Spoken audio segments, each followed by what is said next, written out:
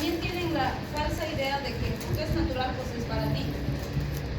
Yo siempre les digo, a ver, si quieres comparamos, ¿qué te cuesta más? ¿Un amarrito de manzanilla o un paracetamol? Si quieres comparar natural y sintético, ¿no? Entonces, ¿qué te cuesta más? ¿Un amarrito de manzanilla o un paracetamol?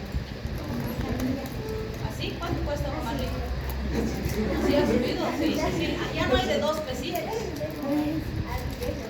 Está a 5 o 10 el amarrito. ¿Sí? ¿Y cuánto te cuesta un paracetamol? $1, 70 centavos. El blister, dependiendo de la marca, te puede salir $2, 5 pesos. El blister de 10. ¿Y dónde más barato natural? Tampoco es una comparación tan real, ¿no es cierto? Entonces, el punto que más nos interesa a nosotros es la validación de los resultados y el riesgo. Porque yo siempre les digo, esa creencia popular de que porque es natural no hay riesgo, es absolutamente falsa. Ustedes como profesionales de salud no pueden incurrir en eso y tienen que orientar a la población. ¿Por qué? Yo siempre les digo, bueno, el cannabis para compararlo, primero porque les llama la atención y segundo porque es muy real. La planta de marihuana, ¿sí? La planta, así como la vemos, la hierbita, qué sé yo, tiene más de 360 compuestos químicos diferentes. La planta, ¿sí? De esos 360 se han logrado extraer 11 THCs. Estos serían los tetrahidrocannabinoides, ¿sí? Y de esos 11, uno es el CBD, el cannabidiol, ¿sí? Esta es la molécula que está aprobada y que existe en comprimidos de cannabis para la terapéutica. Y en los países donde es legal, pues se usa en terapéutica, ¿sí? Entonces, yo siempre les digo, haciendo una comparación así, la medicina natural usaría la planta, ¿sí? La medicina científica usaría este principio activo. Y para usar esto, la medicina científica hace todo un proceso, lo voy a adelantar aquí, hace todo un proceso así que le duran años, como decía su compañera, de pruebas en laboratorios, pruebas en animalitos, pruebas en humanos, para ver aquí los efectos terapéuticos, los efectos adversos, los riesgos. Más o menos cada fármaco que tenemos en el mercado se ha estudiado 20 años antes de sacarlo al mercado, ¿sí? Y aún así no somos capaces y no nos atrevemos de decir que esto no tiene ningún efecto adverso y que no es peligroso. Jamás le vamos a decir esa mentira al paciente porque no es cierto, ¿sí? Pero imagínense, nosotros que usamos esto y hacemos todo esto para sacar un fármaco al mercado, no nos atrevemos a decir que no tiene riesgo. Pero los que usan la planta se atreven a decir que porque es natural y es una plantita no tiene efectos adversos. Es una absurdez. Porque a ver, pónganse a pensar, si tengo más de 360 compuestos químicos diferentes y que no los he estudiado, no sé su impacto en la salud, ¿voy a decir que no es peligroso? Es absurdo. No tiene coherencia. ¿Cuál es la diferencia? Aquí no se sabe, porque no se ha estudiado, ¿sí? Y aquí se sabe más, el incógnito es más chiquito, pero no sabemos todo, ¿sí? Y por eso les digo, es una absoluta mentira decir que porque es natural no es peligroso, porque eso es falso, ¿sí? De hecho, por ejemplo, ustedes han debido quizá incluso tomar, que las abuelitas nos daban de pequeños, matecito de anís. Tenemos matecito de anís.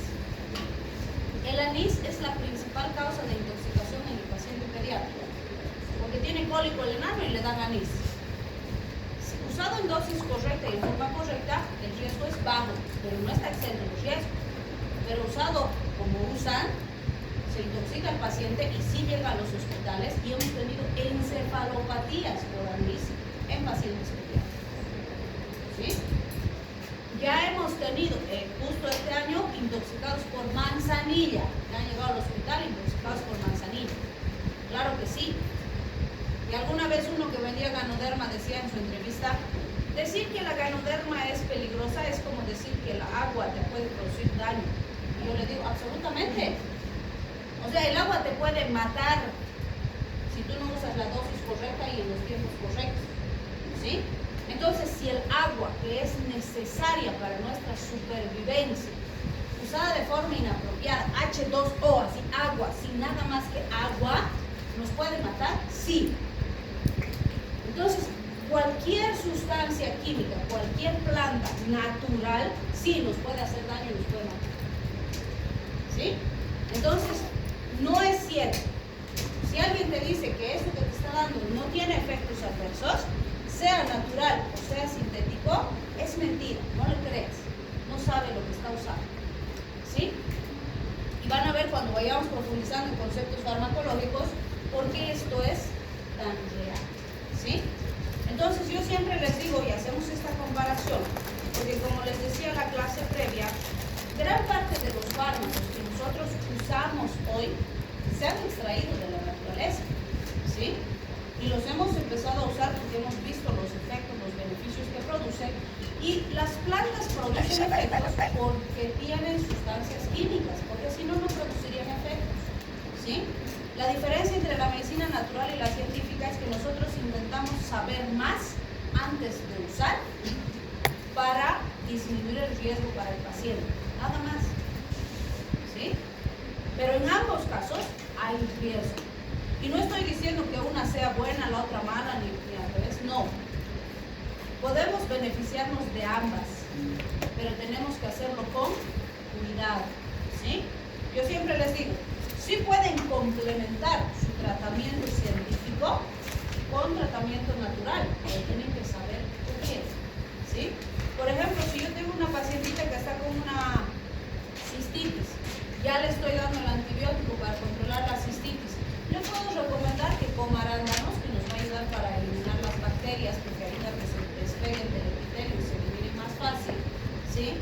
Le puedo decir que tome manzanillita, porque me ayuda con la inflamación y también tiene efectos antibacterianos importantes, ¿sí? Pero yo sé por qué le estoy recomendando y además en qué dosis y en qué forma le voy a decir que utilice, ¿sí? Si ustedes le preguntan a la mayor parte de la población para qué sirve el eucalipto, ¿qué les va a decir? A ver, les preguntaré a ustedes. ¿Para qué sirve el eucalipto? ¿Para el resfrío? ¿Por qué? ¿Por qué te serviría para un resfrío?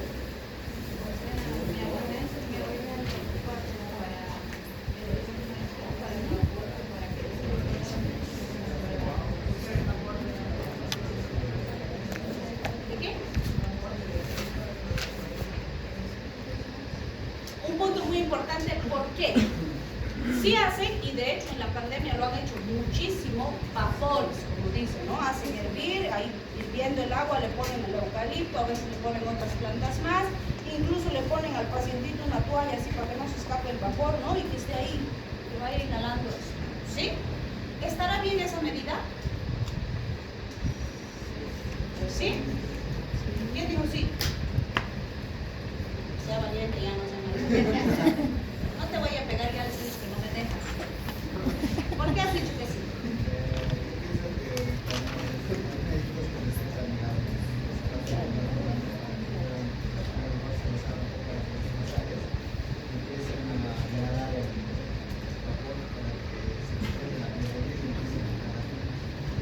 ¿Te abre las fosas nasales?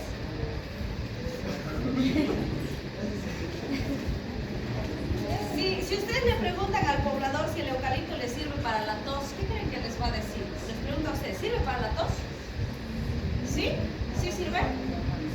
Porque venden hasta pastillas de eucalipto. Pero no es eficaz. Y esa es una soncera que hacemos y que no está bien.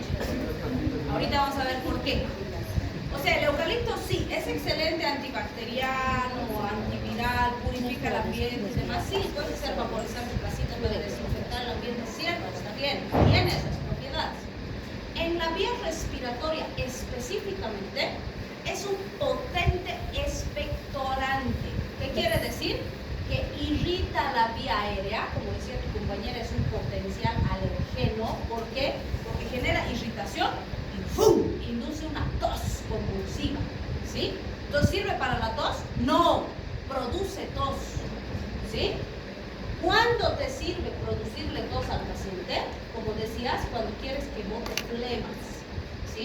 con sus flemas amarillas, verdes, qué sé yo, y quieres que saque esas flemas, sí te sirve porque va a irritar la vía y va a hacer que el paciente tenga una tos terrible y al toser va a sacar las flemas, ¿sí?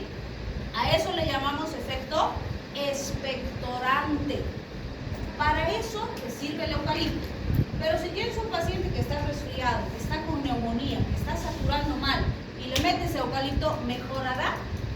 No, va a empeorar, porque le vas a irritar su vía aérea que está inflamada, que está sensible, y le vas a provocar tos y espasmo y puede empezar a desaturar más. ¿Te das cuenta? Entonces, no estoy diciendo que el eucalipto no sirve, estoy diciendo que sirve cuando quieres expectoración en tu paciente. Tú tendrás que decidir si en el paciente que tienes necesitas efecto expectorante, ahí te sirve el eucalipto, ¿sí? Porque el eucaliptol, el mentol, que son los principios activos de la menta, del eucalipto, que usamos mucho en cuadros respiratorios, son expectorantes, ¿sí? Por eso de ahí que decía la pastillita de eucalipto, si estás con tos, no. ¿Por qué crees que chupas un rato y un rato estás mejor y luego te da un ataque de tos? Porque aparece el efecto expectorante, ¿sí? ¿Qué será mejor si estás con tos? Miel, propóleo, pastillitas de miel y propóleo, huira, ahí sí, ¿sí? Pero fíjense qué hace la industria.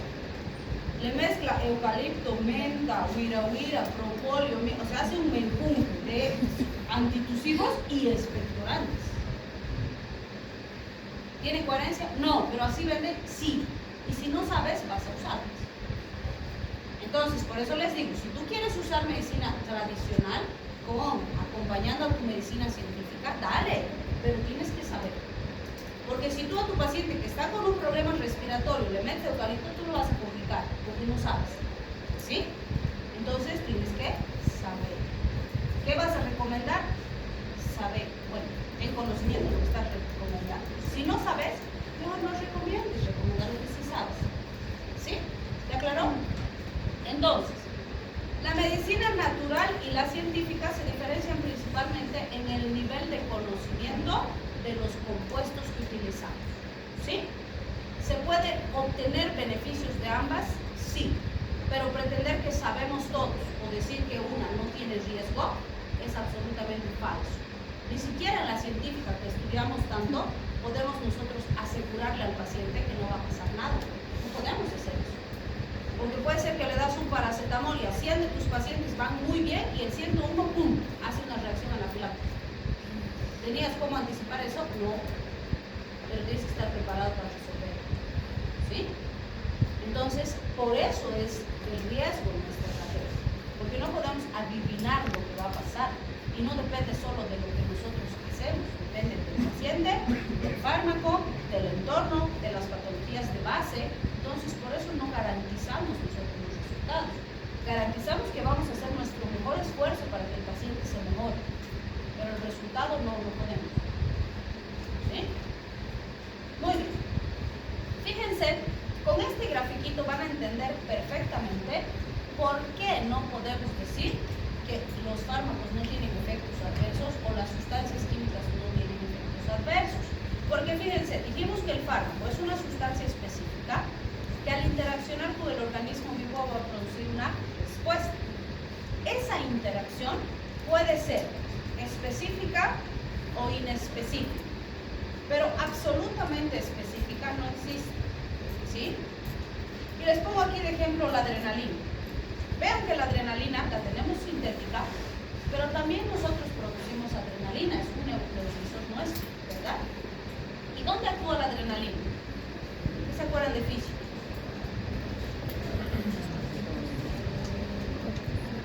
¿Dónde actúa? ¿En qué receptores? ¿Solo beta? Ahí, qué barbaridad. Les he dicho que tienen que traer su fisiología aquí. También alfa, también dopa, todos los alfa, todos los beta, mínimo, ¿sí? ¿Y dónde tienen alfa y beta? Este grafiquito nos da un recuerdito chiquitito, porque no es lo único que hay. Fíjense, nos dice alfa 1 aquí en vasos sanguíneos, en el intestino, en hígado, hígado, en vejiga, en riñones, en sistema reproductor, en ojo y así, ¿no? Alfa 2, beta 1, beta 2, beta 3, fíjense la distribución. Y otra vez les digo, esto no está completo, es un ejemplito nomás, ¿sí? Entonces, si la adrenalina actúa en todos los alfa y todos los beta, en todo eso puede producir efectos, ¿sí? Entonces, pónganse que mi paciente está con una crisis asmática, ¿sí? ¿Dónde necesito yo que actúe mi fármaco? En el receptor beta, específicamente beta 2, del pulmón, porque está con broncoespasmo y quiero que produzca broncodilatación, ¿sí? Entonces está con crisis, le doy adrenalina, actúan los beta 2, broncodilatación. Ese es mi efecto terapéutico. Para eso le estoy dando la adrenalina, ¿sí? Pero ¿será que yo puedo decirle a la adrenalina dar solo al beta? No, ¿sí? No, la adrenalina va a ir a los alfa, 1 alfa, 2 beta, 1 beta, 3, va a ir a toditos esos, ¿sí? Entonces, por ejemplo, mi paciente al mismo tiempo que va a presentar mi broncodilatación, también va a tener taquicardia. ¿Necesito que tenga taquicardia? No. Entonces, ¿qué es la taquicardia? Efecto adverso. No lo quiero, pero no lo puedo evitar, porque lo produce el mismo fármaco que estoy usando para mi efecto terapéutico, ¿sí? Y yo no puedo decidir a qué receptor se va a unir el fármaco. ¿Se dan cuenta? Entonces, la adrenalina, por su acción en tantos receptores, es un fármaco inespecífico, o si quieren, poco selectivo, porque actúa en muchos receptores. ¿Qué significa eso? Que tiene un potente efecto terapéutico, pero muchos efectos adversos, porque va a haber efectos adversos en corazón, en vasos sanguíneos, en riñones, en vejiga, en todos los lugares donde pueda estimular la adrenalina. Y eso no necesito, lo que necesito es en pulmón, ¿se dan cuenta? ¿Sí? Ahora, pero yo puedo usar otro fármaco. Resulta que en vez de adrenalina yo le doy salbutamol. El salbutamol también actúa en el simpático, pero es un beta 2 agonista. ¿Por qué se llama así? Porque solo actúa beta 2. Entonces, fíjense, ya no hay efecto en alfa 1, en alfa 2, no hay en beta 1, no hay en beta 3, ¿sí? Pero, fíjense, beta 2 todavía tengo distribución en varios lugares. Entonces, voy a tener buen efecto terapéutico con menos efecto adverso que con la adrenalina. Pero puedo decir sin efecto adverso, no, ¿no es cierto? Porque todavía actúa en otros lugares. Entonces digo, el salbutamol es más específico, ¿sí? Por lo tanto, tiene menos efectos adversos. Entonces digo, más específico, menos efectos adversos. Menos específico, más efectos adversos. ¿Sin efectos adversos existirá? No existe.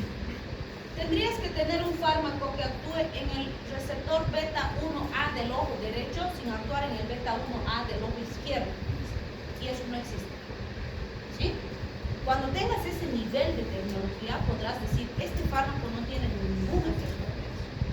Entonces, vean, a pesar de que nosotros estudiamos tantos años los fármacos, no podemos decir que no tienen riesgo por esto. Porque no hay ningún fármaco que actúe solo en un receptor. Eso no existe. ¿Sí? ¿Se dan cuenta? Muy bien. Otro concepto súper importante que tenemos que entender es eso. Y nos habla de el nombre del fármaco. Fíjense que el fármaco tiene un nombre químico genérico, que el genérico de hecho está en relación a su composición química, y un nombre comercial. ¿Sí? Y esto es importante porque esto ha nacido de ese proceso de investigación que mencionábamos, de esos 20 años de estudio de fármacos y demás que ahorita vamos a analizar. Y para eso tengo que entender estos dos conceptos, principio activo y excipiente. Cuando ustedes ven un fármaco, ustedes ven una tabletita, digamos que has comprado una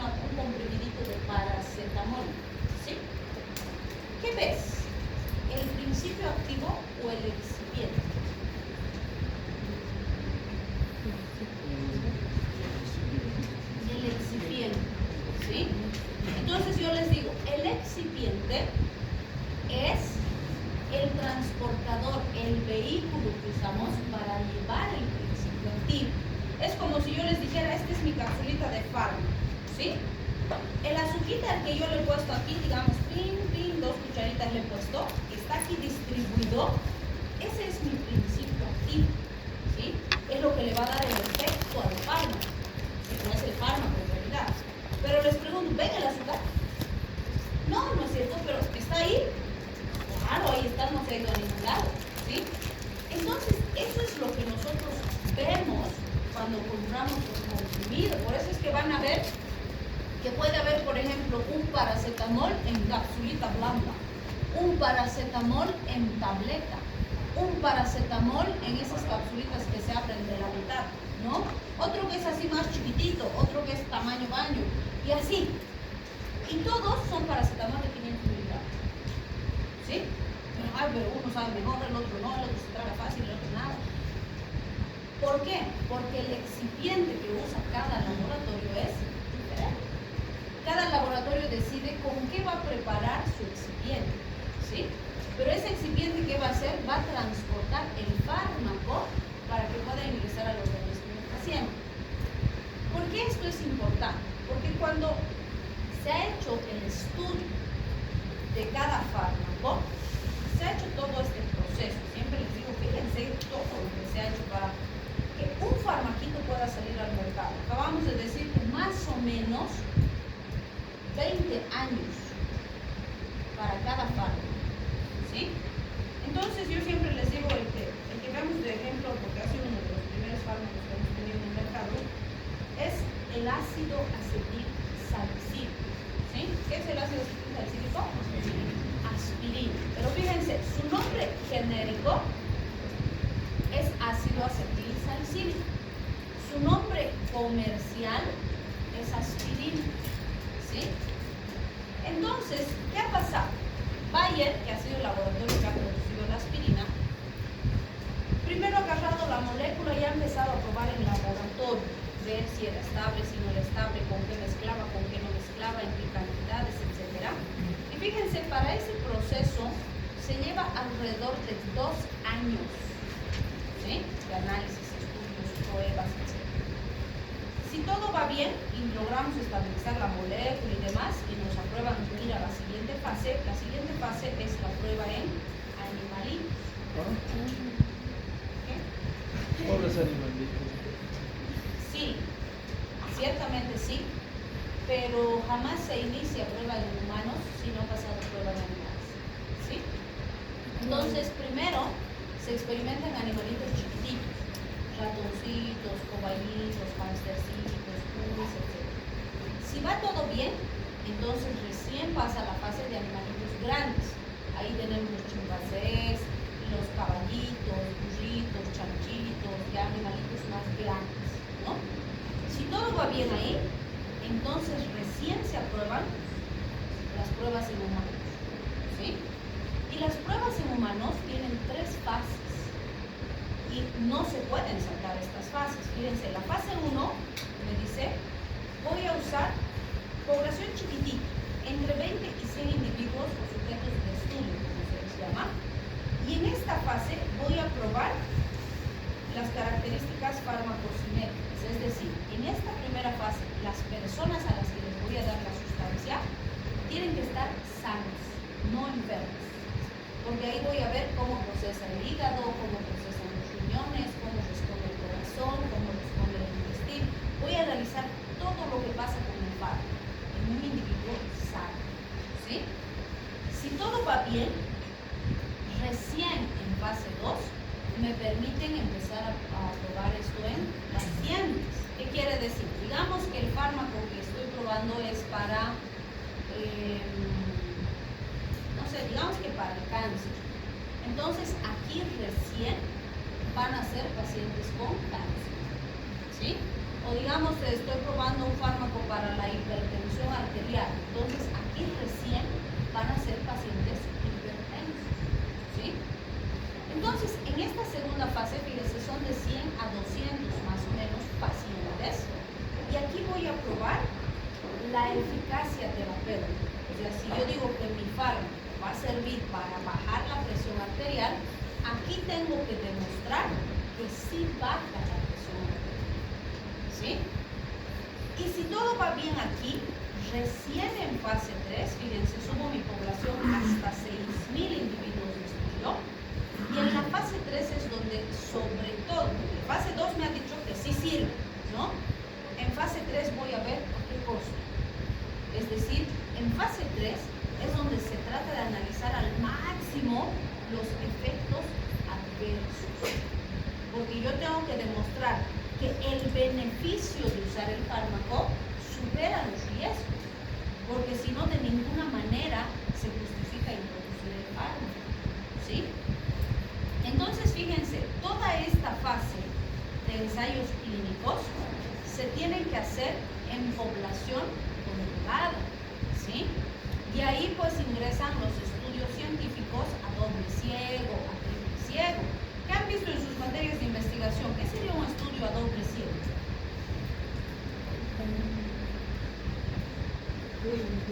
¿No hacen investigación? Llevan salud pública, ¿no?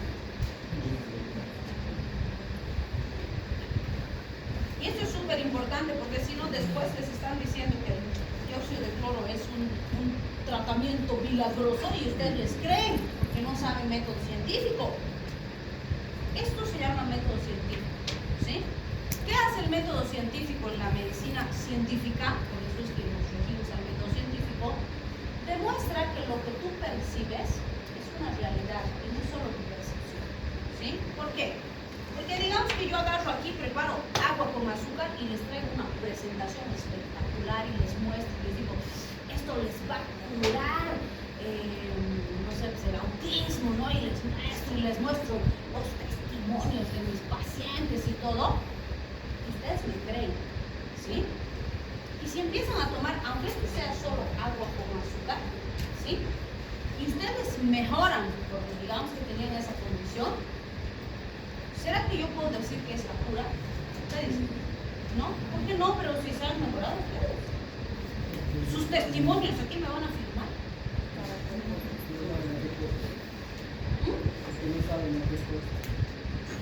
Pero ¿y si te has curado?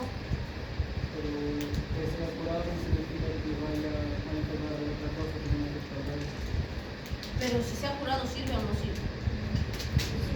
Sirve para lo que estaba buscando, pero fue su lugar de no. Más que eso, yo te preguntaría, ¿de verdad te has curado? ¿Cómo sabes que de verdad te has curado? Tengo 1000, mi población son 1000, han venido 1000 y los 1000 se han curado, juro por Dios.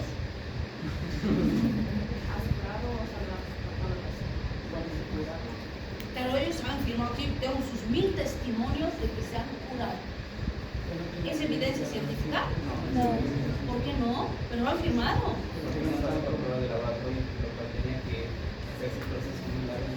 Pero sus laboratorios dicen que están sanos.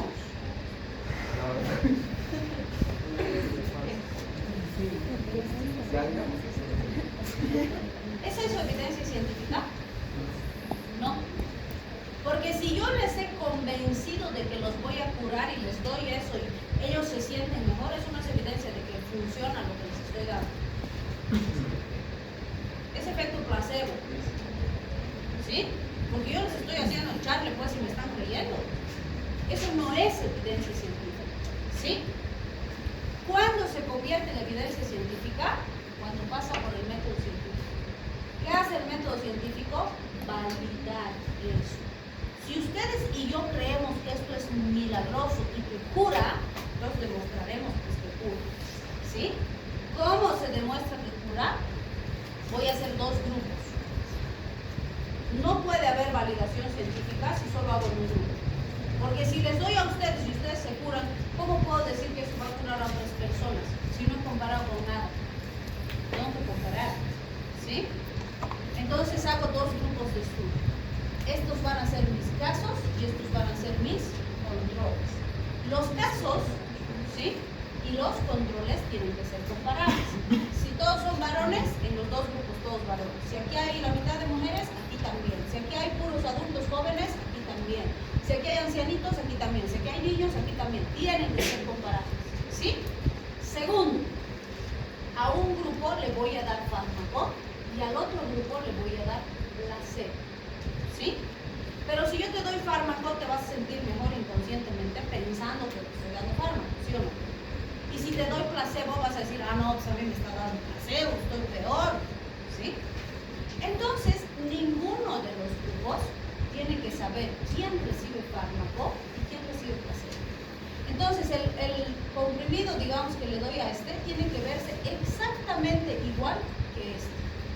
Si este sabe picante, este también. Si este es amarillo, este también. ¿Cuál es la diferencia? Este tiene principio activo, ¿sí? Y este solo es excipiente. No tiene principio activo, ¿sí? Y si aquí cuando yo comparo mi población hay diferencia, puedo decir que el responsable es el fármaco, ¿sí? Entonces, el primer ciego, ¿quién es? El paciente. Porque el paciente no puede saber si recibe fármaco o no recibe fármaco. Porque así el resultado que voy a ver, si me dice que le duele más o que le duele menos, es lo que realmente está sintiendo. Y no está su inconsciente trabajando con que si toma o no toma fármaco, ¿sí? Segundo, el segundo ciego, ¿quién es? El profesional que va a evaluar a mis pacientes, ¿sí? ¿Por qué?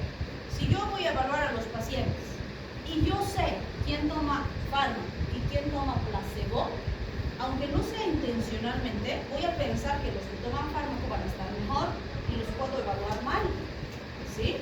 Peor aún, si yo tengo interés en que este fármaco salga al mercado, lo puedo hacer maliciosamente e intencionalmente.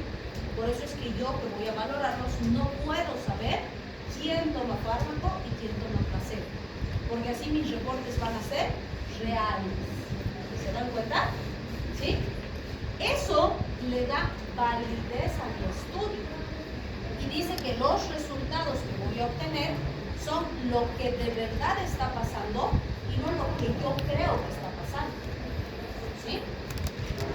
Entonces, por decirles, digamos que aquí me sale que el 80% de los pacientes que han recibido medicación se sienten mejor y el 10% de los pacientes que no han recibido, o sea, que han tomado placebo, se sienten mejor.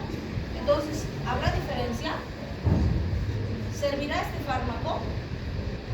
El resultado me dice que sí funciona. Sí, porque me está diciendo que hay un 70% de diferencia entre los que usan el fármaco y los que no. ¿Sí?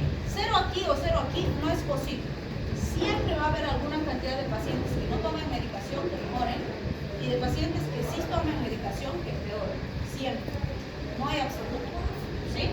Pero una diferencia de este nivel me dice que ese fármaco sí está sirviendo para lo que estoy buscando. ¿Sí?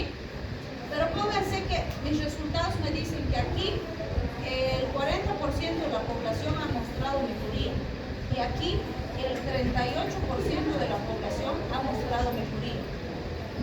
¿Qué inferirían con ese resultado? ¿Por qué?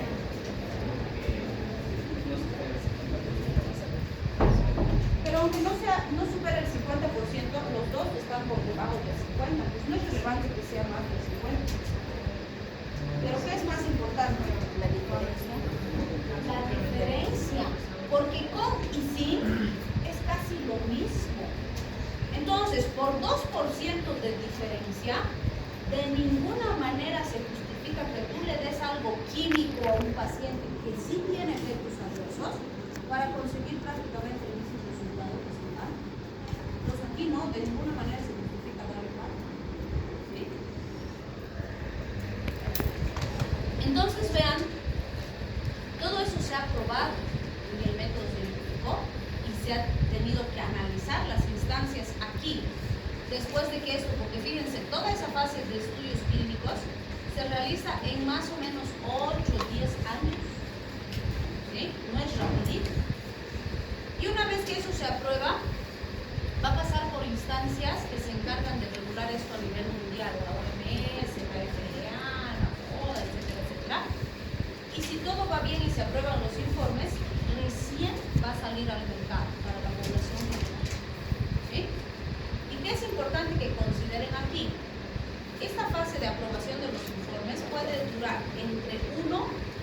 hasta 20 años, solo la fase de aprobación, ¿sí? Y después de eso, recién el fármaco sale al mercado.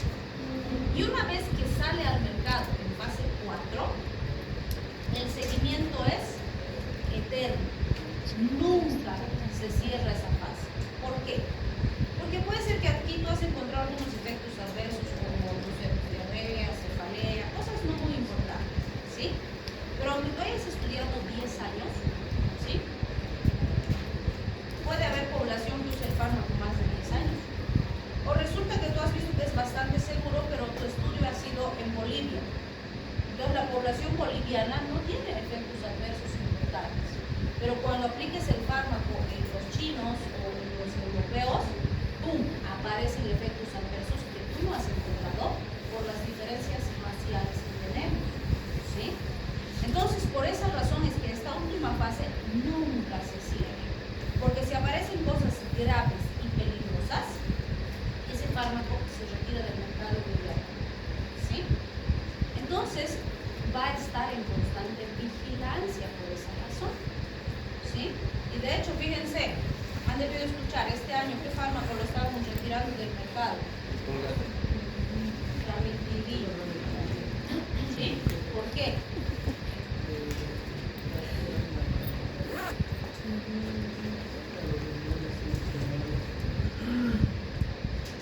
Un metabolito que contiene el fármaco es cancerígeno, ¿sí? Pero fíjense, yo siempre les pongo aquí de ejemplo eso, porque ese metabolito ya ha sido descubierto hace más de 5 años. Es antiguo, no es nuevo, pero recién este año han dicho que lo van a retirar del mercado, que ya no van a usar este año. Recomendado que se retire y que ya no se use en los pacientes. Y yo les digo, eso es culpa de los médicos. Bueno, no del paciente, no importa. Pero ¿cuál es el problema? Cuando sacaron el primer informe de este metabolito, los productores dijeron, y tienen absoluta razón, y dijeron, en esos estudios que se han hecho, se han analizado, no se recomienda usar la ranitidina por periodos muy largos de tiempo, ¿sí? Y usado en el tiempo habitual, que suele ser 2, 3, 4 meses, y más nada, el riesgo es mínimo, básicamente no existe, ¿sí? Y el fármaco no ha sido diseñado para usar años y años y años en la población. ¿Cuándo se constituye en un factor carcinogénico importante? Cuando el paciente toma años también, ¿sí? Entonces, en esa primera fase, pues, unos meses hicieron todos alertas sanitarias, a ver qué pacientes reciben ranitidina, les cambiaremos de medicación, no sé qué, no sé cuánto, y empezaron a usar más correcto en los pacientes. Pasaron un par de meses y volvieron a lo mismo, ¿sí? Y yo siempre les digo, cuando hablamos de inhibidores de bomba como el omeprazol y demás, que va a pasar lo mismo si es que seguimos manejando como estamos manejando, es lo siguiente. La acidez gástrica normal es así, porque el estómago tiene que ser ácido, porque sirve para la digestión, ¿sí? Cuando mi paciente está con acidez, con reflujo, con gastritis, etc., si yo le doy ranitidina, la acidez baja así. Entonces, este margen permite que esa mucosita lastimada, lesionada con úlceras, sane, ¿sí? Pero cuando la mucosa ya está sana, ¿necesita seguir manteniendo esto? No, porque esto es lo fisiológico, ¿sí? Peor, un omeprazol hace esto así, plano, por eso es ¡wow! ¡Qué potente el omeprazol!, ¿no? Claro, son fármacos muy buenos, pero yo te digo, ¿y con qué motivo tú le estás dando ranitidina o omeprazol al paciente? ¡Años! ¿Años necesitas que esté así o así su producción gástrica? ¿Por qué? O sea, si ya ha sanado, ya ha revitalizado, ¿para qué le sigues dando? ¿Sí? Yo siempre les digo, no hay mal fármaco, hay mal uso del fármaco. Y si tú usas mal, pasa eso. Y ahorita el hecho de que estén retirando la ranitidina es responsabilidad de este mal uso que se le ha dado por año tras año, tras año, tras año. ¿Sí? Y lo mismo va a ir pasando con otros fármacos, porque sí tengo pacientes que van a necesitar usar tratamiento el resto de su vida, ¿sí?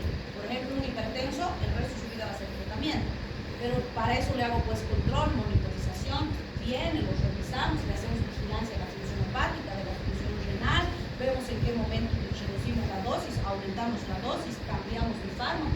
Para eso viene el paciente a sus controles. No viene para que le digas, ¿cómo estás? ¿Bien? Ah, ya, toda tu receta. No, para eso no necesita venir. ¿Sí? Entonces, vean, ahí entra la responsabilidad del médico de prescribir racionalmente los fármacos. ¿Sí? Si tú usas mal, vas a producir daño. Porque ningún fármaco, así sea una vitamina que le estás prescribiendo al paciente, ninguno está exento de riesgo. Cuando lo necesitas, le va a ayudar al paciente. Pero cuando ya no necesitas, deja de usar.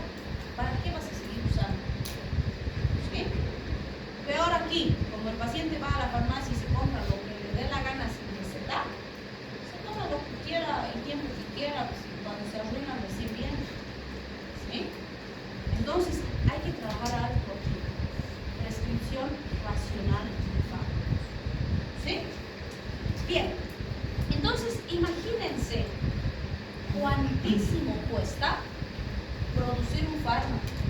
Si te vas a plantar mínimo 20 años estudiando, invirtiendo, haciendo pruebas, viendo los pacientes, pagando los médicos, o sea, es una millonada de plata.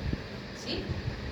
Si los laboratorios no tuvieran la certeza de que van a recuperar esa inversión, nadie invertiría en fármacos, nos quedaríamos sin fármacos.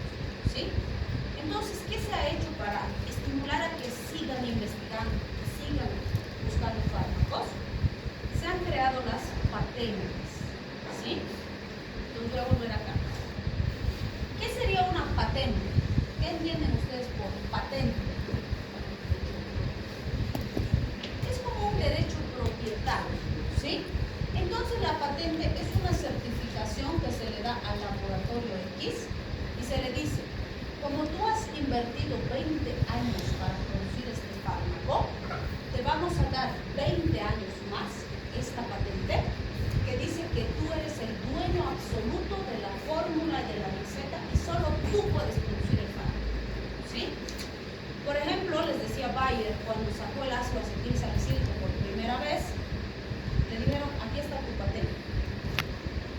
Entonces Bayer dijo, ok, solo Bayer podía producir, solo él tenía la receta, nadie más podía producir ácido acetilsalicílico y además él le podía poner el nombre comercial que quisiera. Y él dijo, le voy a llamar aspirina. ¿Sí? Y desde ahí conocemos la aspirina, porque obviamente era uno de los poquitos fármacos que habían en el mercado y pues la gente usaba aspirina para todo, ¿no? Dolor de cabeza, aspirina, se caía, aspirina. El marido le era infiel, aspirina, para todo aspirina. ¿Sirve para todo? No, sirve para 4 cosas, las 4 A's de los aires: dolor, inflamación, fiebre y antiagregación plaquetaria. Esas son las funciones de la aspirina. Cuando veamos a Inés lo vamos a ver. Pero fíjense, pegó tanto el nombre de aspirina que hasta el día de hoy decimos aspirina y sabemos qué es. ¿Sí? Pero ¿qué pasó? Cuando se cumplieron sus 20 años de patente, entonces dijeron, ok, Bayer, hemos cumplido 20 años, solo tú has vendido aspirina. ¿Sí? Ahora liberamos la patente. Se rompe la patente y se libera la receta. ¿La receta completita de Bayer? No, solo del principio activo. ¿Sí? Ya el excipiente, cada laboratorio le va a poner. ¿Sí? Pero a partir de ese momento de la liberación de la receta, entonces digamos, Inti quiere producir, puede producir. Pagol quiere, también puede. Terbol quiere, puede. Todos los laboratorios que quieran pueden producir ácido acetilsalicílico. Eso sí, ninguno le puede llamar aspirina, porque aspirina es propiedad absoluta de Bayer. ¿Sí? Pero ¿qué va a pasar a partir de ese momento que se ha caducado la patente? Digamos que Bayer, como era el único que producía, dijo, yo voy a vender mis aspirinas a 10 pesos cada comprimido. Cualquiera que quería usar el fármaco tenía que comprar a 10 porque solo había 10. ¿Sí? Pero a partir de la caducación de la patente, entonces digamos, Inti dice, no, yo voy a usar excipientes más económicos, no sé qué, que sea más accesible para la población. Entonces dice, yo voy a vender a 5 bolivianos. ¿Sí?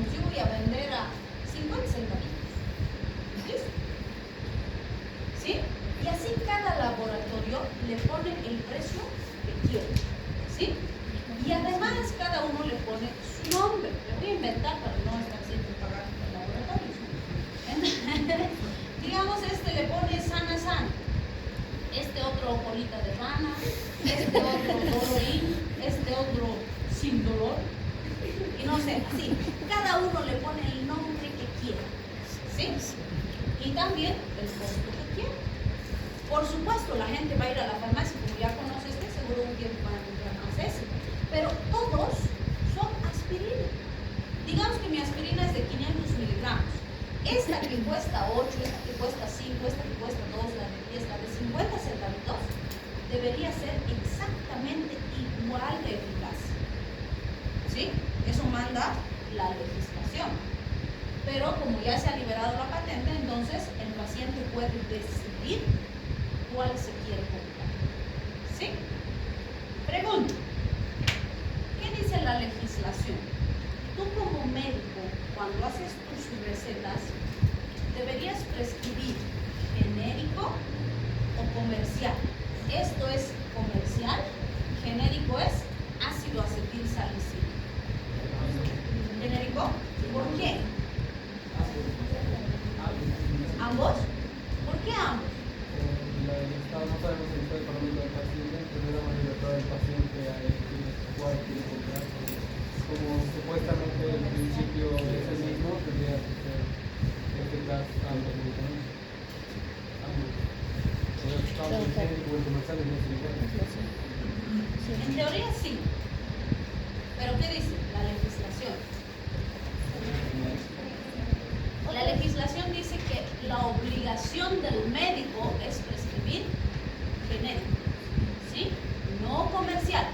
Les pregunto, ustedes ya han ido a hacer fotos, ¿no? ¿Qué prescriben?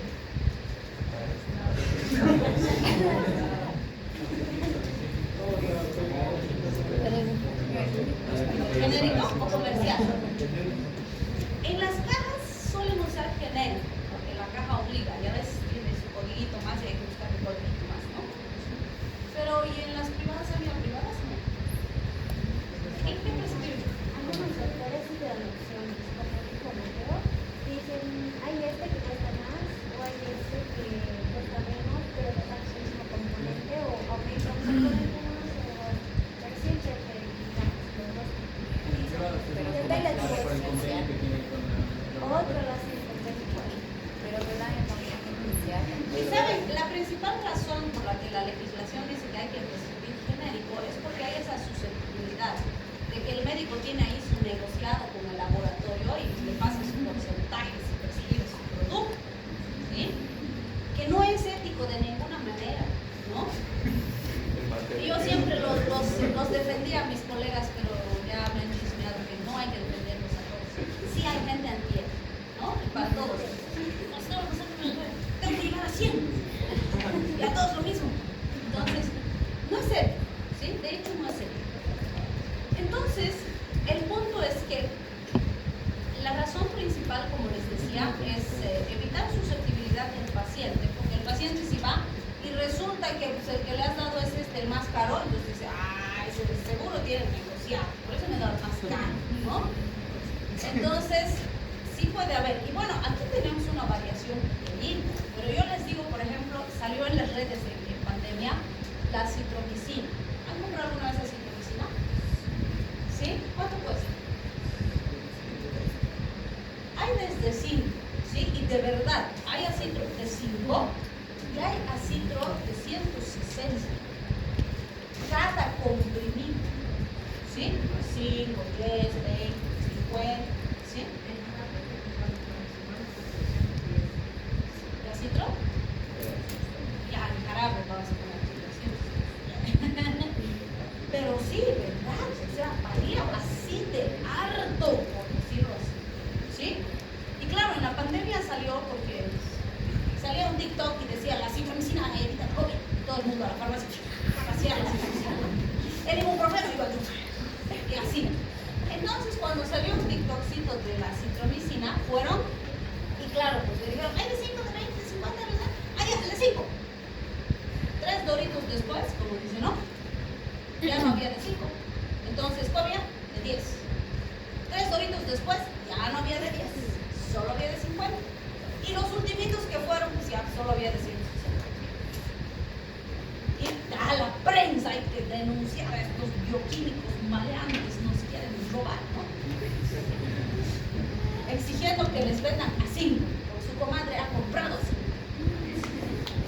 Entonces, Sí, no vamos a defender tampoco a todos los bioquímicos. Sí ha habido especulación, ha habido bioquímicos que el de 5 le han puesto 160 por la pandemia que se necesitaba. ¿Sí? Pero sí ha habido. Pero en la mayoría de los casos era que esa citro siempre había costado 160. ¿Sí? Solo que ahora se han vaciado todos los arsenales y no había nada. ¿Sí? ¿Y por qué había esa variación? Por esto de los laboratorios. Porque cada laboratorio, en base a sus costos de producción, le pone el precio para ganar su rédito, si no, no vendería, ¿no? ¿Y qué querían los pacientes? O la población, que todos les vendan así. Entonces, si tú eres el laboratorio que produce así y vendes así, con eso sacas tu ganancia, y yo te digo, vas a vender así, ¿qué harías? Yo soy el Estado, ¿no? Y te digo, vas a vender así. ¿Qué harías tú como productor o empresario privado?